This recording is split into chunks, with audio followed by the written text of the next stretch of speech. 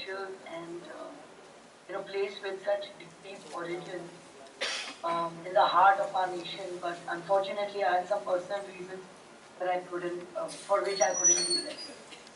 Um, I'd also like to take this opportunity to thank Dr. Ravi and Dr. Ajay Hassan for accommodating my request and letting me come online. So thank you so much for this. So let me introduce my work, or rather my passion, to all of you. For the last 18 years, I have researched banknotes, their art and design from around the world. And starting with my master's thesis, I have presented about at around 15 odd conferences from around the world. So let's start with the beginning. Um, Firstly, I find that the artifact of banknotes is really fascinating. I mean, why not? All of us are fascinated by money, but this is a slightly different take on it. It's not only about the economic aspect of money, but the fact that, money or banknotes lie at the heart of our exchanges and interactions. And so they play a really important cultural, social, and identity generating role in all of our lives. What is surprising is that not much work is done on the non-economic aspect of money, even though it plays such an important role. Now, what is very special, and in the context of this conference and all of our discussions here, is the role of typography. The numbers and the words on the banknotes are a prerequisite for its exchange. I mean, without that, you cannot even imagine what the banknote will look like. And more importantly, it will have no value for its important role of exchange or its job.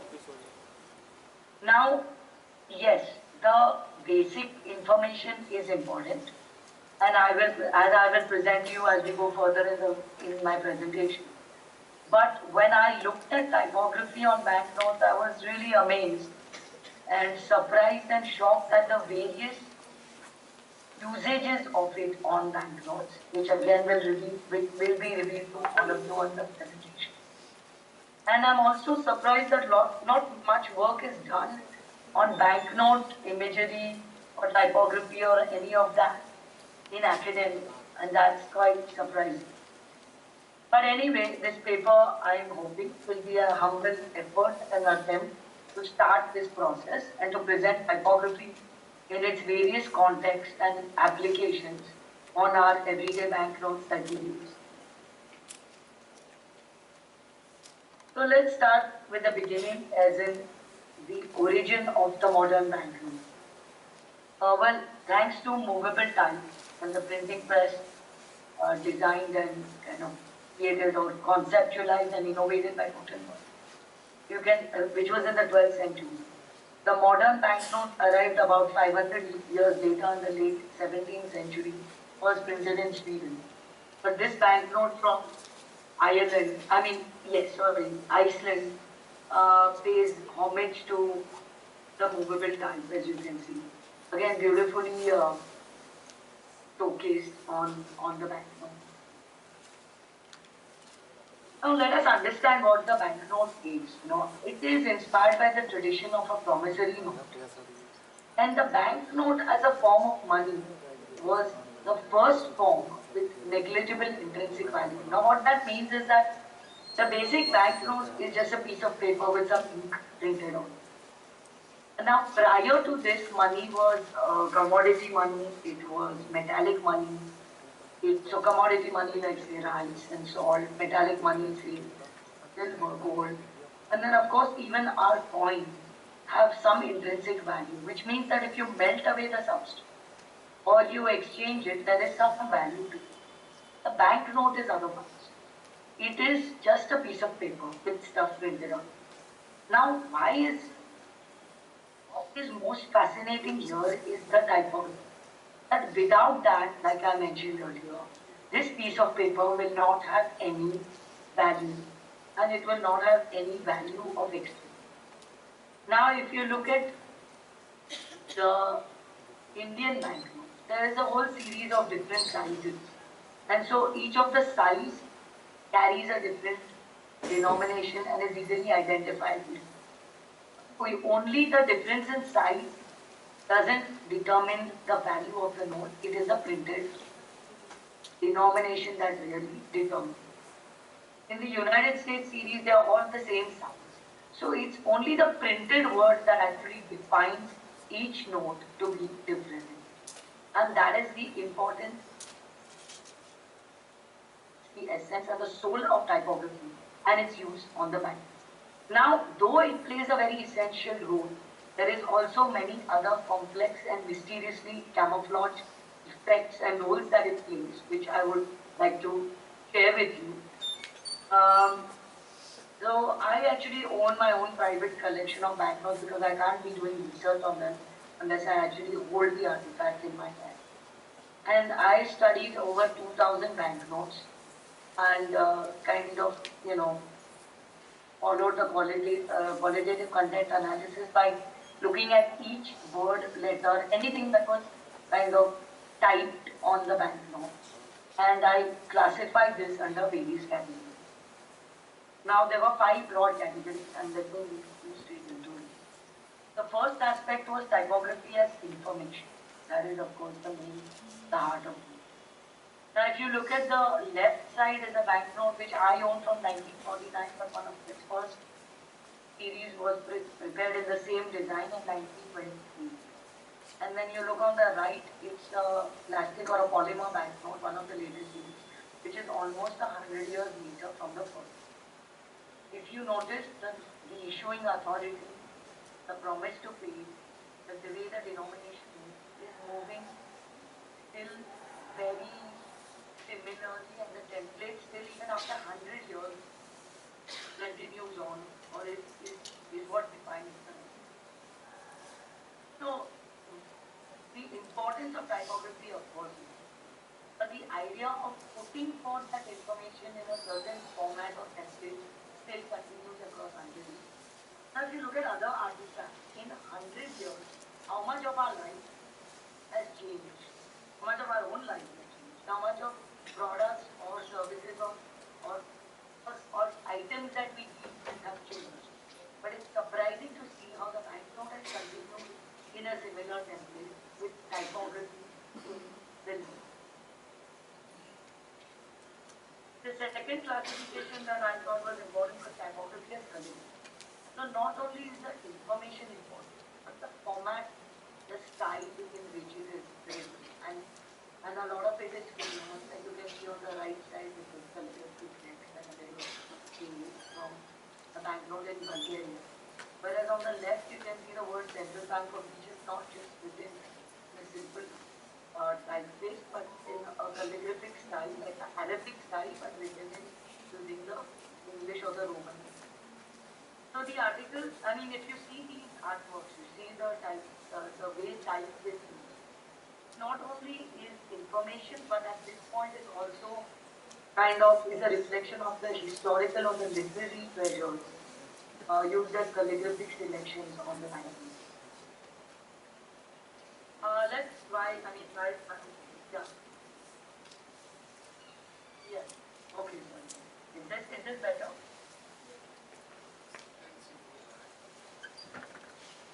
No, yeah, I'll come here. So why travel around the world and come back home and look at our Indian bank? The first banknote on the top left corner is a British India issue from 1970. At the bottom right is the latest Government of India issue from 2006. Now, across 100 years, you can see the denomination written, the language panel is here, and very clearly we can see that the various languages of India were always featured on our banknotes, even including from the British side. Now, no other banknote in our latest series, we have 16 plus Hindi and English. 17 language panels are not in any other banknote. The maximum that you can see is something like 4 or 5 in most banknotes. In the European Union and the Euro, there is just abbreviations of the European Central Bank written in 10 languages, but just abbreviations. I'm also proud to say that we have amongst us Professor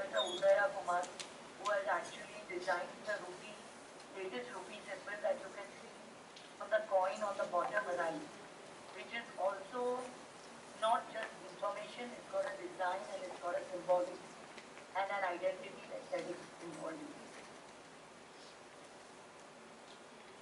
Now the third classification I found was typography as art. So how typography is used in the artwork of the banknote. Not only is it giving you an information. So let's look at the Cambodian example on the top left corner. And the way the denomination is used, the 100 is written across the entire panel with kilosh patterns and a port and very artistically put in. The bottom of it is a very minimalistic design from Canada. And you can see the words of the nation Canada, not even Bank of Canada, put in the fat drop, and just the denomination and the serial number.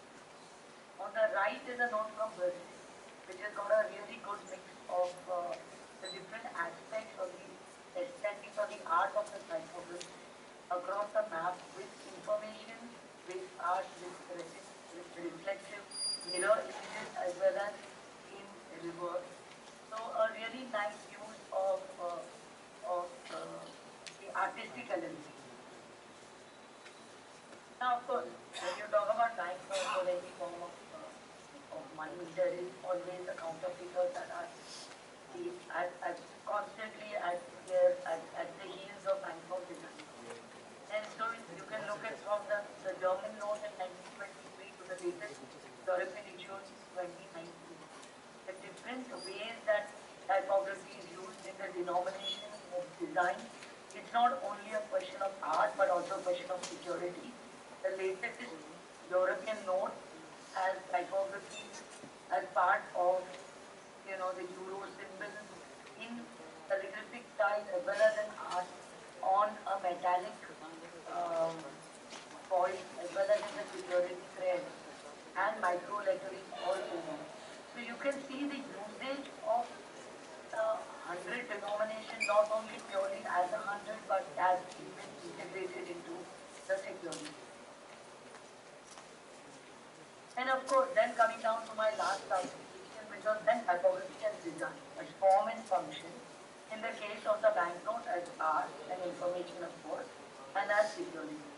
So there is a whole aspect, if you look at each of the notes, where there is words, there is numbers, and if you see even the note from Cuba on the right bottom side, it's got the denomination of 5 across the entire frame to kind of put in an aesthetic look, of course information, but more importantly, to keep the counterfeiters at bay because they to kind of copy such mind-boggling systems.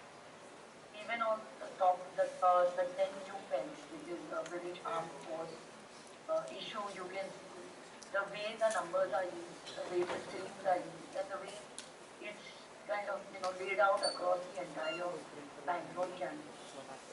On the left, you see the Czechoslovakian 1929, which is the 50 running all across the banknote canvas in little markings or designs all throughout the banknote, let alone being the and this note, to my mind, issued by the Ottoman Empire over almost 105 years ago, is like the final, the most sacred and beautiful, magnificent banknote. It's the last size also. And you can see the way the typography is used, which is before the time of Illustrator or Photoshop or CorelDRAW or any of the modern, software that you can actually place typography into shapes, into figures, and into spaces so aesthetically and beautifully designed. So concluding, I would like to say that banknote canvases offer a great opportunity to showcase typography on various parameters.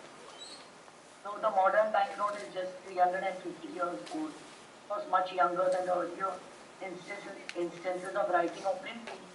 One can see the usage and the different applications of typography on it, starting from a basic simple role of information, communication to anti-counterfeiting and high-end security and protection. So I just thought that this conference talked about the various applications of typography and what when we see or we don't even take things, we just take them for granted, they're subliminally there. And I feel that the banknotes are one more artifact that are around but not really noticed or keenly studied. And I just hope that this presentation adds to that lacuna in academic literature, that more people can appreciate this artifact and look at all the different applications of typo on it. And like in every presentation, my last line is that I hope the world will listen when money talks. This is a list of my references. I also have a few more, and you can visit my website for more information on money talks or design. I also have an Instagram handle called Banknote Design where I have covered this area. Not only typography but also the different art, design and symbolic elements on banknote. Thank you once again for this opportunity, and I shall close my presentation.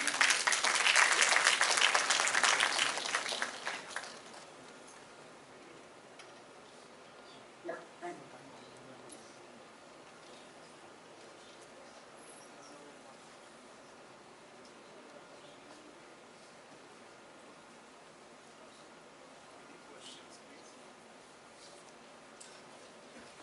Anybody with questions? Where is yeah.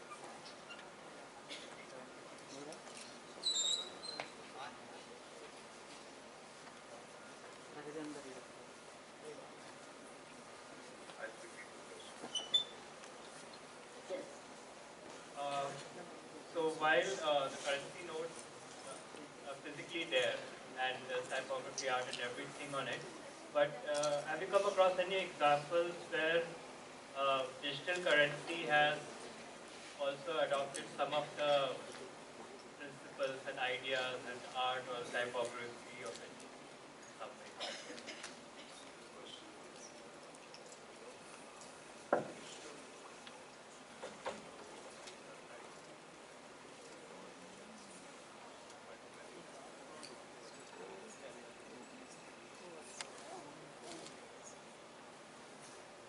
Yeah, sure. Thank you. This is actually an interesting question because I keep getting this. But they say, okay, now banknotes are passing, which is another discussion altogether. But yes, on the digital currency also, because one must understand that there is the information or the primary function that defines uh, the banknote or the digital medium. And unless there is a written word or a denomination, it's very difficult to know what that denomination is, right?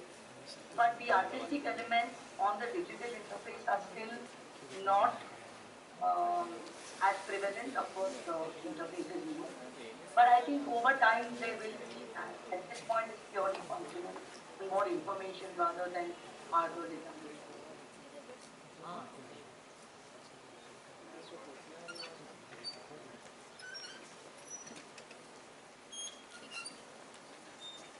Hi, Rukmini.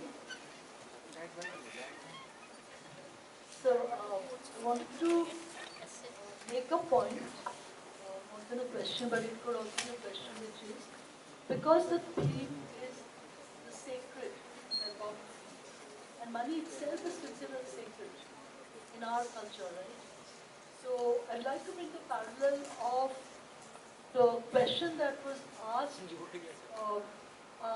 Sudha Murthy, Narayan Murthy's wife, about how, Narayan Murthy and a couple of their founding members who were really engineers from Patti Computers were able to set up Infosys that grew to be so big. And she says that actually it was just 10 lakhs rupees with which they first set it up in Pune. And most of it came from her, her little collection of coins that she says all Indian women will hide away. Like every Thursday on Lakshmi Puja, they'll put 1 rupee or 10 rupee, and the husband will not know about it. Okay, we hide it away, and they're taught by their mothers to do that, and that becomes very sacred. And that was the money that she had handed over. So I'm bringing in this idea of the connotation of the sacred with regard to the physical property of the of the fiat, the currency.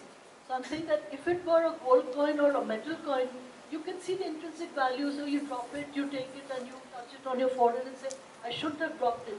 But we do that even with bank currency. For example, in the Shastra Puja, you put a currency.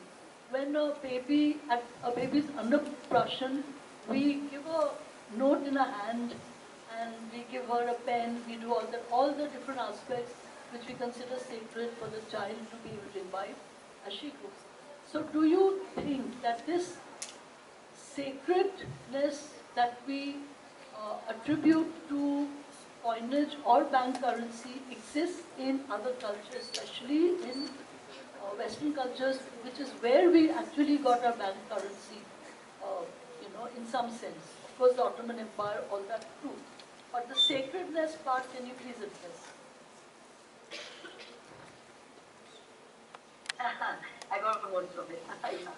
So, thanks Dhanukar for letting me know this story about the starting of Infosys. I wasn't aware of. But yes, you're right. I mean, see, let's take a larger microcosm in place. Let's look at the cultural aspects of a nation first, and let's look at let's not only look at money. Let's look at the understanding of what every artifact means in each country. So if you look at India and you look at most Asian cultures, yes, there is a sacred value attached to it, to money. In the West, it's not as much, not in the recent or in the more modern um, context. But I mean, if you look at the name money, it also comes from the goddess called Juno Moneta in the Roman Empire. And most temples in the old world were actually the central banks. They minted the coins and wrote out the promissory note. And even the priests had a really important role. They were more the central bank managers or the reserve bank governors. So if you look at the sacredness to it, there was a lot of connection to, I mean, if we consider the religious cause to sacredness, then there was a lot of a connection early. It is not so much in the modern world, especially in the Western world. In Asian civilizations, there still is a high regard. And one can see that even, gifts or donations, or even if you look at there's a concept called health money where they make novelty notes in the rest of Southeast Asia with high denomination. And they are actually buried with people and they pass away as a part of their afterlife. So there is a kind of a connection to it all. And of course, typography is important because unless that is mentioned, one can't see it. But yes, I think it's more of a cultural thing, and I think in India and in Asia, there is more of a sacredness attached to it, not so much in the Western world. But yes, everyone is very close to it. And the strange thing is when you take the money away, people get a bit, they start valuing it a bit more, which is sad. But yes, I think you can see more of it in Asian civilization, even the calligraphy, the artistic elements, and some of the religious or faith elements are more higher in Asian civilization and nations than there is a kind of a difference. And I don't know if I've answered your question totally, but I'll try to take the most.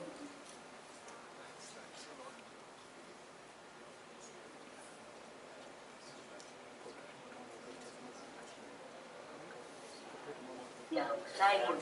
Thank you so much for giving me this opportunity.